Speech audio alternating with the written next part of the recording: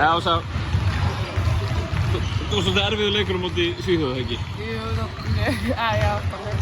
Hvað var eitthvað sem ég meina, hvað að gerast á ykkur í þessum leik? Af hverju tapið þið honum?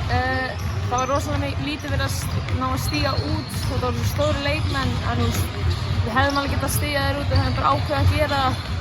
Og það fengur bara eiginlega alltaf frákastið og fengur svo villu eða eitthvað og fengur bara víti og skoru. Þannig að það var mikið partur af því hvernig staðan var og eitthvað, myndi ég segja.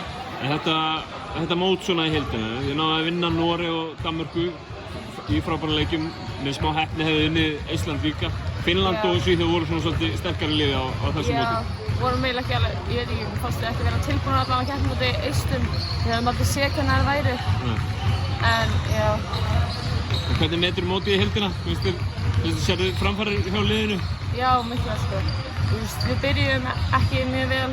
Við byrjum oftast bara í seinni leikluta á tveim fyrstu leikinum og svo þegar koma Danmörku og Noregi þá byrjum við bara strax. Hérna við byrjum alveg núna í dag alveg strax en það voru svona kaflar sem við vorum ekki alveg og vorum bara eins og snjókipningar eða eitthvað. Hvernig hefur verið að vera með liðinu hér í búblunni í Kísikaljó? Það var bara búið mjög gaman sko. Við erum búin að líka kynnast fleiri krökkum úr öðrum liðum og þótt að við erum í búblu og við getum ekki gert neitt eða eitthvað mikið. Við erum alltaf að fara út á þess að vera alla saman. Það er samt alveg búið að vera geggjað og við erum bara búin að gera alls konar og eitthvað. Frábært. Takk fyrir. Takk.